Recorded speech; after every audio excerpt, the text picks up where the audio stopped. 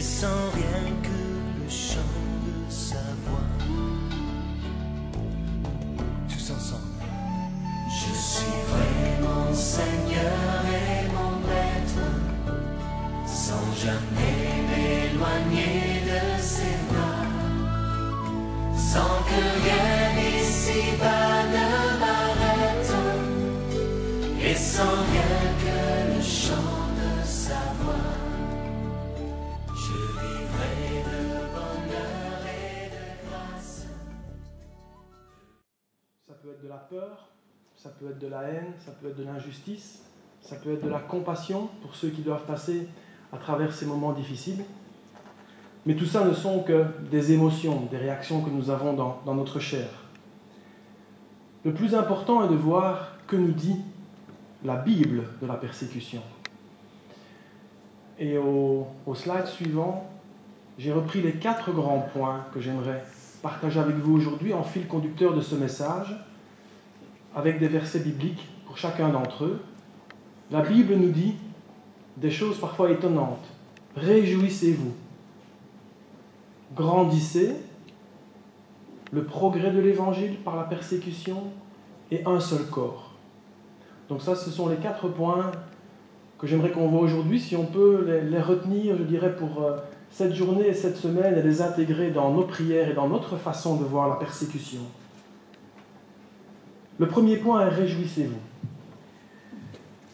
Matthieu 5 nous dit, dans les versets 10 à 12, « Heureux ceux qui sont persécutés pour la justice, car le royaume des cieux est à eux.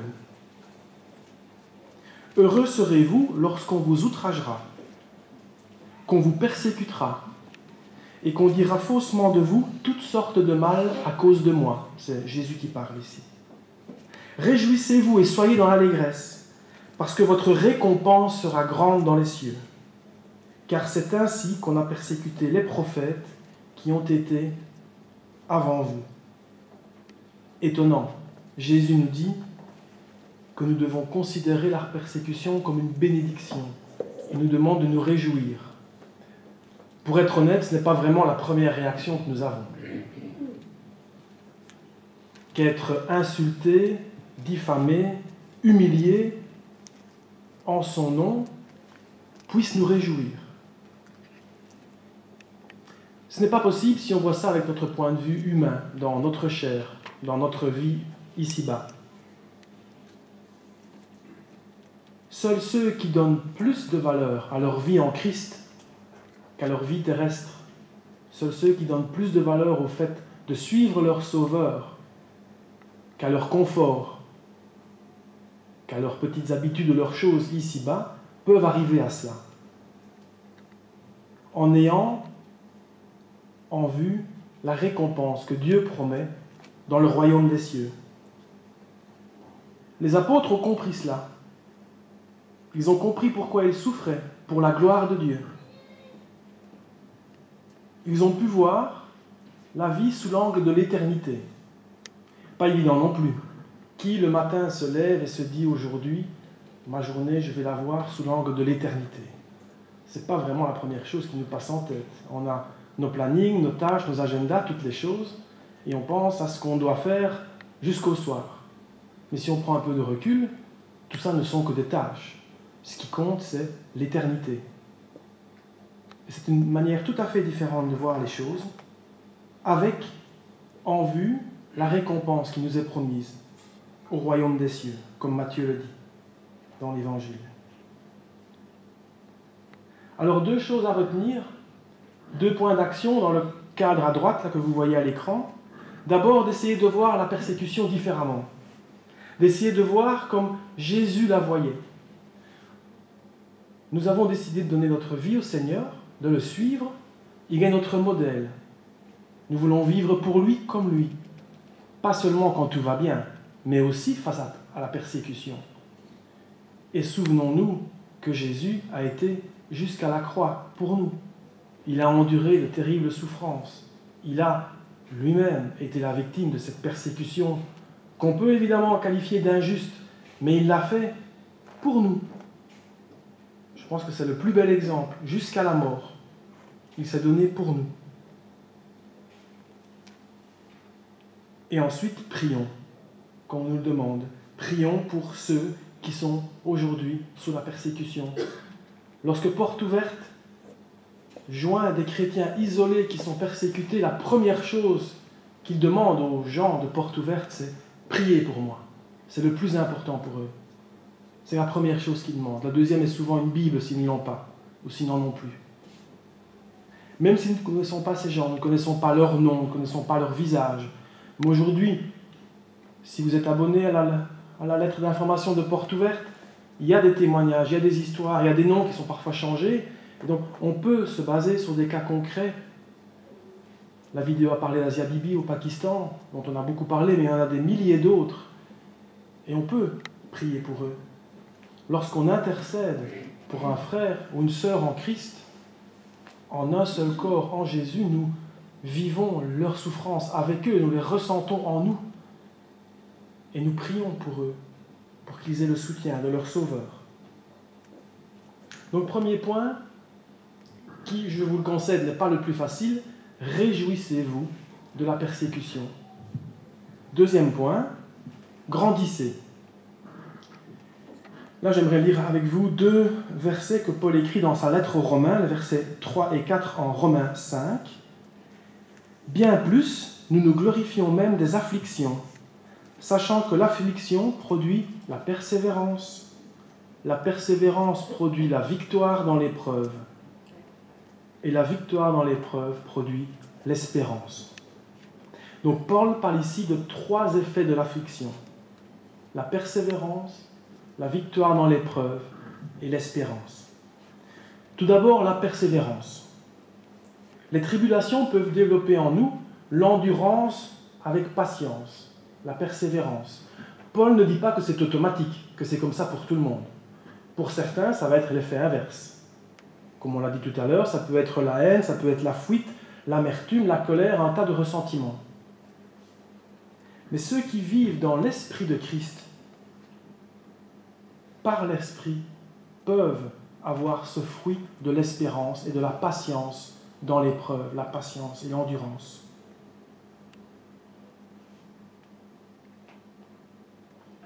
Et la persévérance des enfants de Dieu, puisque nous avons ce privilège, lorsque nous acceptons Christ, de devenir enfants de Dieu, grâce à sa présence, à son esprit, cette persévérance nous permet de voir à quel point Dieu est fidèle dans nos vies, car il est là quand nous avons besoin de lui.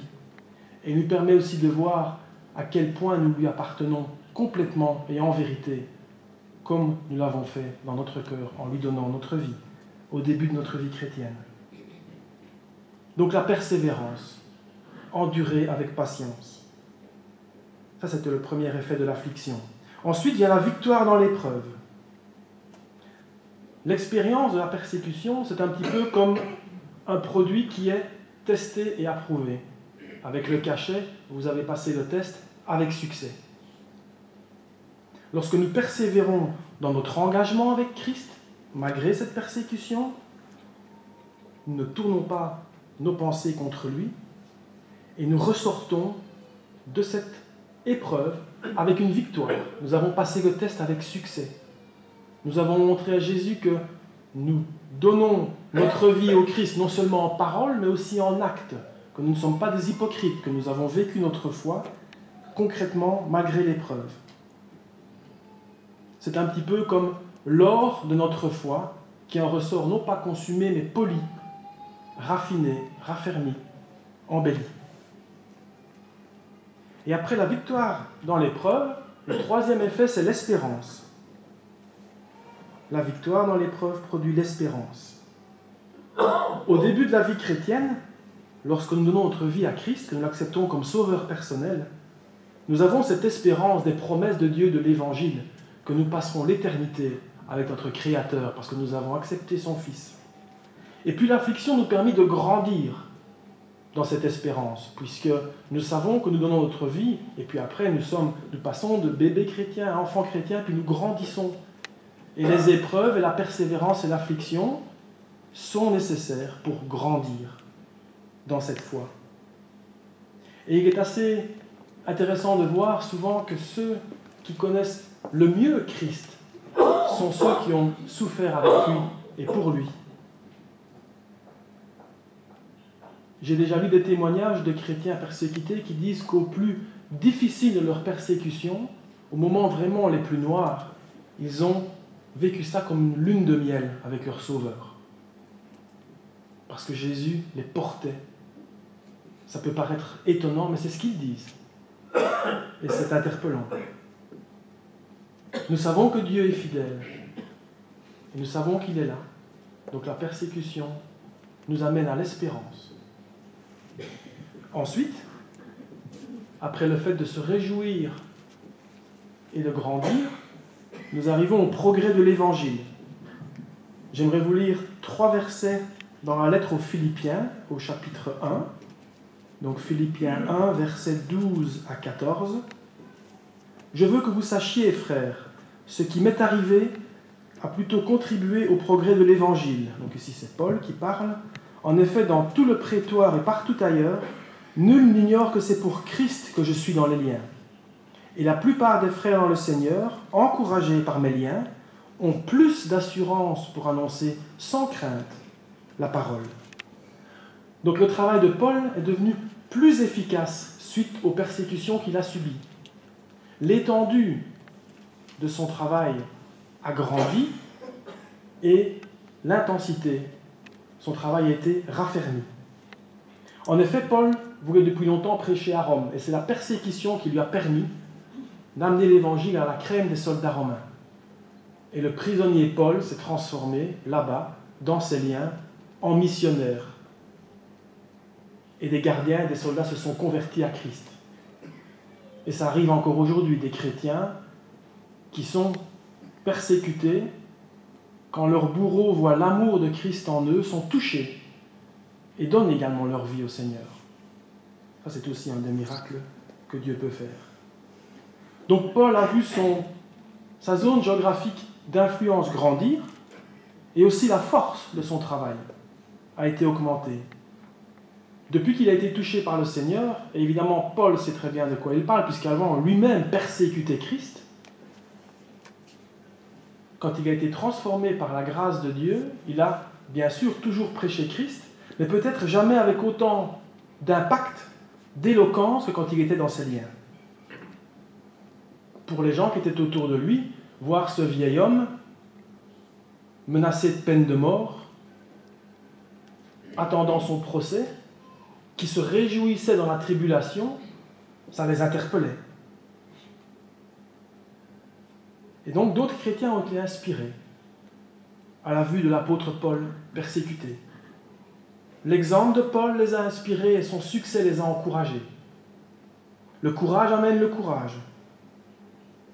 Quand on voit, comme Paul, un frère au milieu du danger qui continue à annoncer l'évangile avec autant de joie, nous nous sentons quelque part appelés à le faire aussi. Et quand nous voyons le fruit de ces efforts, nous nous sentons encore plus encouragés à continuer notre travail missionnaire. Et il est intéressant de voir aujourd'hui que dans beaucoup de pays où l'Église est persécutée, eh bien l'Église ne disparaît pas. Bien sûr, on brûle des bâtiments, comme on l'a vu dans cette vidéo, des chrétiens fuient, mais l'Église se redéveloppe, parfois de manière souterraine, et puis elle grandit, et elle se répand. Un nouveau miracle de Dieu. Malgré la persécution, l'Évangile progresse. Et le 4e point, et le dernier, c'est un seul corps. Et 1 Corinthiens 12, 26 est le verset clé de référence de porte ouverte. Si un membre souffre, tous les membres souffrent avec lui. Paul parle de l'Église. Dans un corps physique, si je vous coince le bout du petit doigt dans une des 2 portes pendant quelques minutes, il n'y a pas que votre petit doigt qui va vous faire mal. Tout votre corps va en souffrir. Vous ne pouvez pas dire « Non, ce n'est que mon petit doigt, je continue à faire comme si de rien n'était, et je continue à taper sur mon téléphone avec l'autre main, et il ne se passe rien, c'est juste mon petit doigt. » Tout votre corps va être impacté. Dans l'Église de Christ, il en est de même. Jésus a appelé une Église unie autour de lui, où chaque membre est important, même le plus petit d'entre eux. Chacun a besoin des autres pour fonctionner de manière harmonieuse, dans un corps complet. Et donc, la conséquence veut dire que si nous nous identifions à Christ et que nous sommes dans cette Église et que nous savons que des frères et sœurs aujourd'hui souffrent de la persécution, eh bien nous souffrons avec eux et donc nous les soutenons et nous prions pour eux.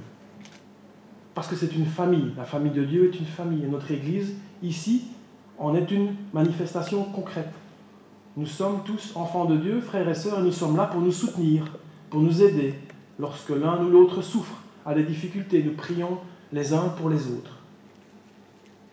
La persécution, c'est la même chose, mais au niveau, je dirais, de l'ensemble de l'Église du Christ, même si nous ne connaissons pas les gens, souvent, qui sont persécutés loin de nous. Donc voilà pour ces 4 choses que je voulais partager avec vous. Réjouissez-vous, grandissez, que l'Évangile puisse progresser et soyons un seul corps en Christ. Alors il me reste 2 slides à voir ensemble. Comment devons-nous, en ce qui nous concerne, réagir face à la persécution, puisque nous entendons de plus en plus aujourd'hui dans le monde que la persécution est présente dans de nombreux pays.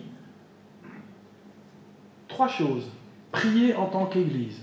C'est ce que nous faisons ici, aujourd'hui. Nous prions pour l'Église persécutée, nous le faisons très souvent lors de nos cultes. Et puis chez nous, chaque jour, dans notre vie, prions pour nos frères et sœurs persécutés. Porte Ouverte nous demande une chose très simple, 5 minutes par semaine. Mais on a vite oublié, parce qu'on a notre vie, les gens proches, on prie beaucoup pour nous, pour des gens qu'on connaît, mais rappelons-nous, prions pour eux, chaque jour. Et nous engager et grandir dans la foi. Nous engager et grandir dans la foi. C'est la 3e chose qui nous est demandée et qui nous est proposée par rapport à la persécution. Alors la persécution, nous la connaissons déjà ici en Belgique. Il y a 10 ans, quand j'ai donné ma vie à Christ, j'avais des amis, j'avais un cousin dont j'étais très proche, qui m'ont complètement supprimé de leur vie. Donc ils ne veulent plus entendre parler de moi parce que j'ai changé et ça ne leur plaît pas. Et ben voilà, je l'ai accepté, mais c'est déjà une certaine forme, quelque part, de persécution. Bien sûr, j'ai des tas d'autres amis depuis, et je m'en porte très bien, mais n'empêche, ça existe déjà. Et au dernier slide, au niveau alors de notre contribution et de notre engagement, parce que prier pour l'Église persécutée, oui, mais parfois on se demande comment, et on a souvent tendance à dire que la persécution s'arrête, mais ça peut être le plan de Dieu pour faire grandir son Église. Et donc là, Porte Ouverte nous demande pas de prier pour, mais de prier avec l'Église persécutée pour qu'elle reste forte.